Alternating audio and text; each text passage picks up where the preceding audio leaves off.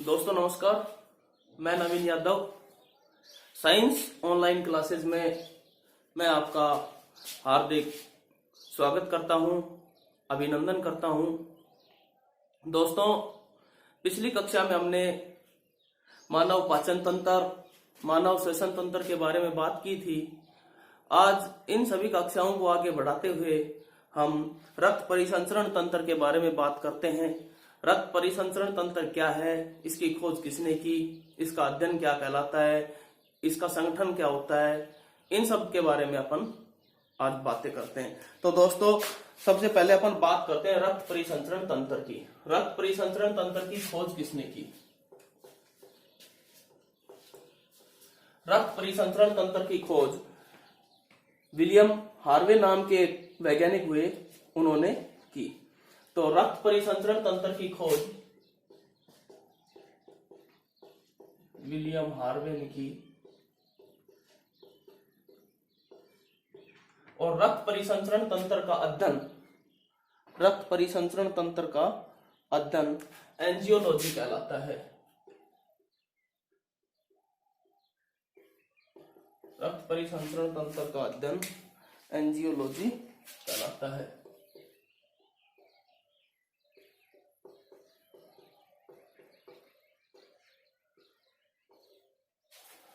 रक्त परिसंचरण तंत्र की खोज विलियम हार्वे ने की। रक्त परिसंचरण तंत्र का अध्ययन एंजियोलॉजी कहलाता है। उसके बाद आता है परिसंचरण तंत्र।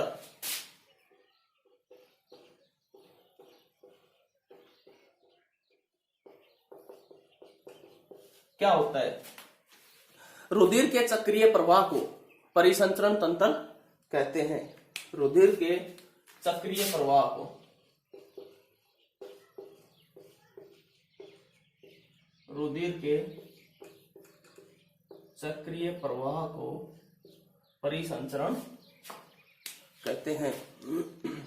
उसके बाद दोस्तों आता है परिसंचरण कितने भागों में बटा हुआ है, इसके बारे में अपन बात करते हैं।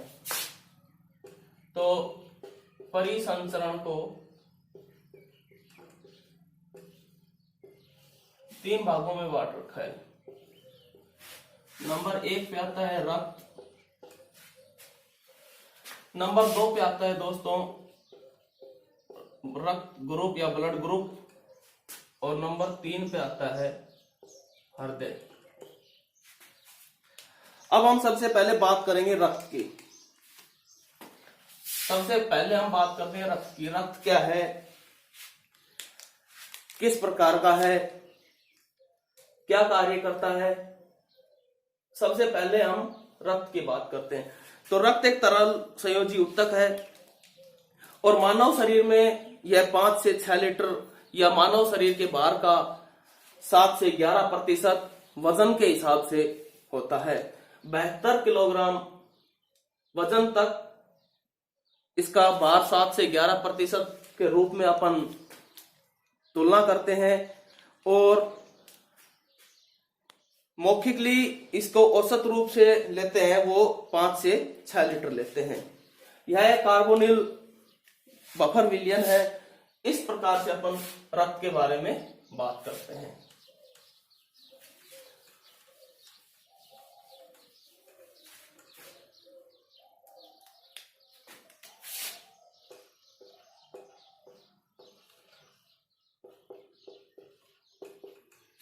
रक्त में नंबर 1 क्या है भाई? रक्त तरल संयोजी उत्तक है। रक्त तरल संयोजी उत्तक है।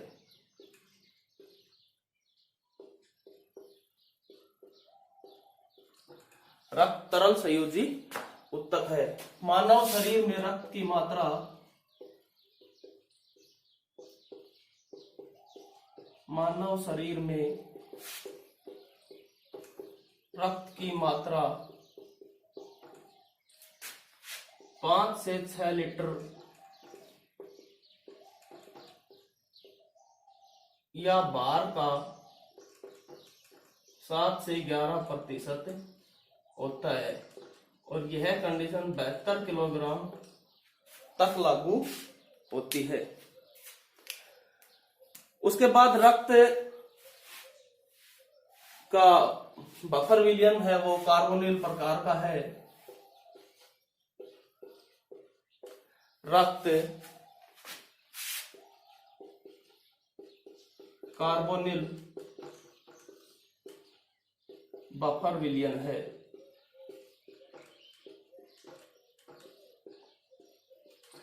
रक्त कार्बोनिल बफर विलयन है। और बफर विलयन क्या होता है? बफर विलयन के बारे में अपन जानते हैं कि बफर विलयन अपने पीएच मान में परिवर्तन नहीं लाने देता, या बफर विलयन का कार्य है कि अपने पीएच मान के अंदर किसी प्रकार का परिवर्तन का विरोध करता है। यह है अपने पीएच मान में परिवर्तन का विरोध करता है। बफर विलयन अपने पीएच मान में परिवर्तन का विरोध करता है। अब आता है रक्त का पीएच मान कितना होता है। रक्त का पीएच मान कितना होता है और किस प्रकार का होता है? तो रक्त का पीएच मान 7.4, रक्त का पीएच मान 7.4 और हल्का क्षारीय होता है।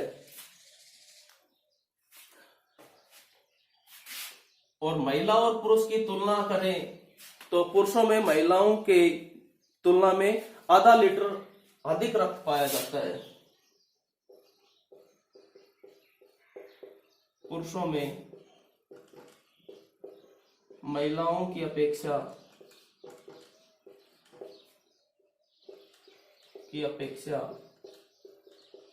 आधा लीटर रक्त अधिक होता है। आधा लीटर रक्त अधिक होता है। और नंबर 6 पे आता है 1 यूनिट ब्लड में, या 1 यूनिट ब्लड कितना होता है, या 1 यूनिट ब्लड में कितना मान अपन रखते हैं। तो 1 यूनिट ब्लड में 350 ml जो ब्लड है वो 1 यूनिट ब्लड कहलाता है। और 350 ml सिर्फ भारत में,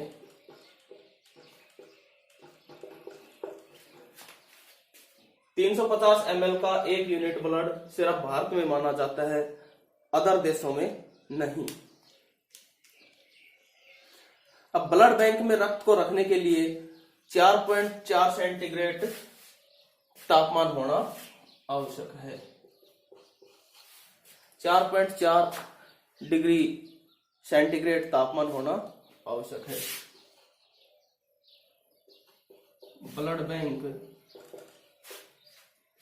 बैंक में रक्त रखने के लिए 4.4 डिग्री सेंटीग्रेड तापमान होना आवश्यक है। 4.4 डिग्री तापमान होना, 4.4 डिग्री सेंटीग्रेड तापमान होना आवश्यक है। उसके बाद दोस्तों आगे आता है रक्त का निर्माण कहाँ होता है।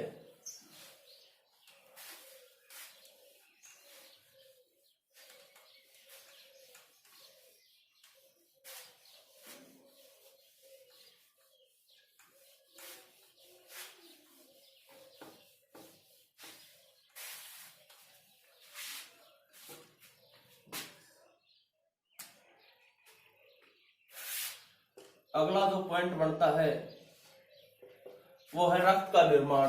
कि रक्त का निर्माण कहाँ होता है। रक्त निर्माण कहाँ होता है? तो रक्त का निर्माण लाल अस्थि मज्जा में होता है। रक्त का निर्माण लाल अस्थि मज्जा में होता है। रक्त निर्माण की प्रक्रिया हीमोपोइसिस कहलाती है। रक्त निर्माण की प्रक्रिया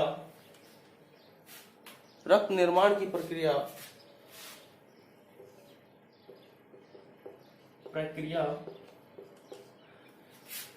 रक्त निर्माण की प्रक्रिया हीमोपोइसिस कहलाती है।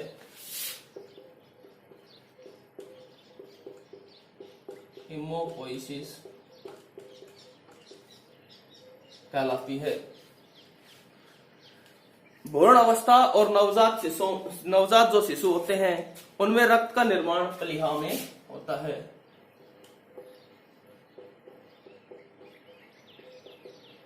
भ्रूण अवस्था एवं नवजात शिशु में रक्त का निर्माण प्लीहा में होता है।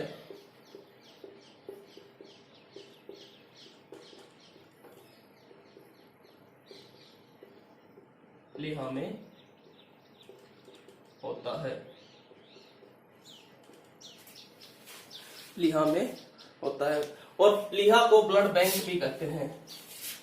प्लीहा को ब्लड बैंक भी कहते हैं।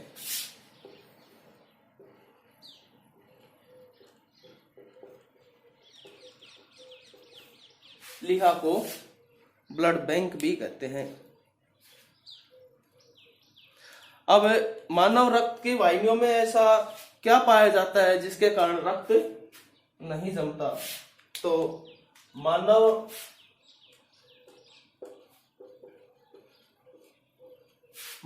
की रक्त वाहिनियों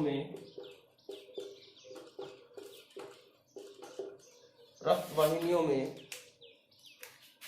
हिपेरिन पाया जाता है।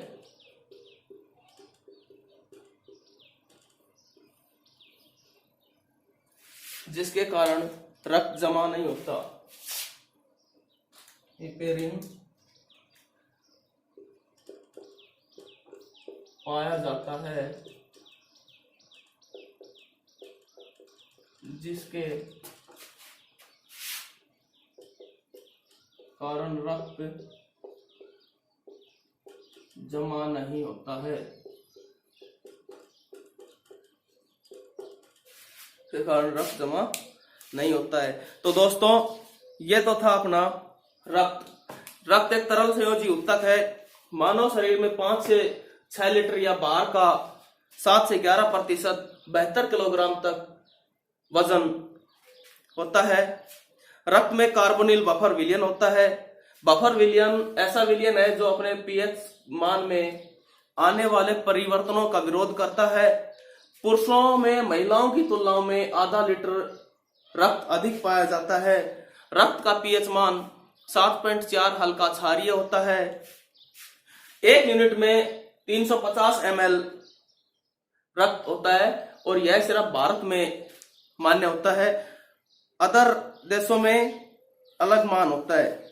और ब्लड बैंक को रखने के लिए 4.4 डिग्री सेंटीग्रेड का तापमान होना आवश्यक है। ब्लड बैंक में ब्लड को रखने के लिए 4.4 डिग्री सेंटीग्रेड तापमान होना आवश्यक है।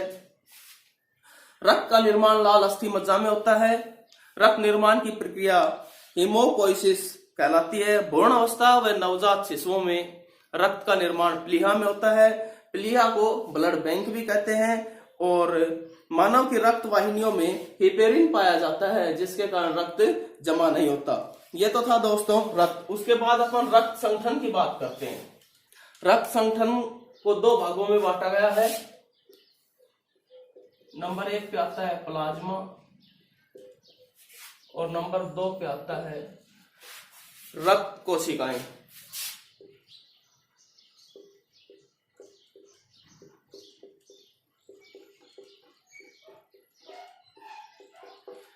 नंबर 1 पे आता है प्लाज्मा, नंबर 2 पे आता है रक्त कोशिकाएं। प्लाज्मा में क्या होता है दोस्तों, 90% तो जल होता है और 10% अन्य पदार्थ होते हैं। 90% होता है जल और 10% होते हैं अन्य पदार्थ, जिसके अंदर प्रोटीन, यूरिया, सोडियम इत्यादि। प्रोटीन, यूरिया,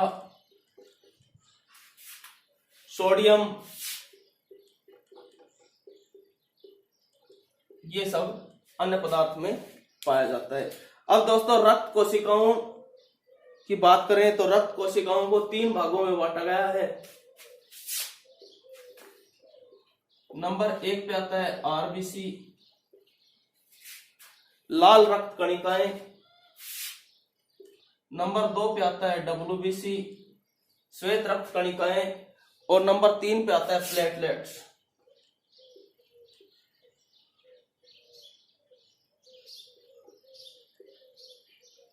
प्लेटलेट्स, आरबीसी लाल रक्त कोशिकाएं होती हैं।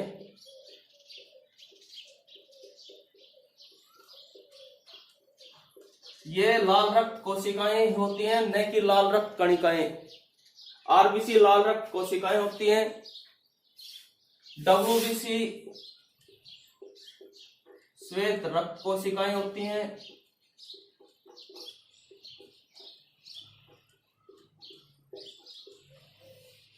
और प्लेटलेट्स को अपन हिंदी में मुख्य रूप से बिंबाणु बोलते हैं। मुख्य रूप से बिंबाणु बोलते हैं। और अगर प्लेटलेट्स की बात अपन करें तो इसको थ्रोम्बोसाइट, थ्रोम्बिन ये भी बोलते हैं।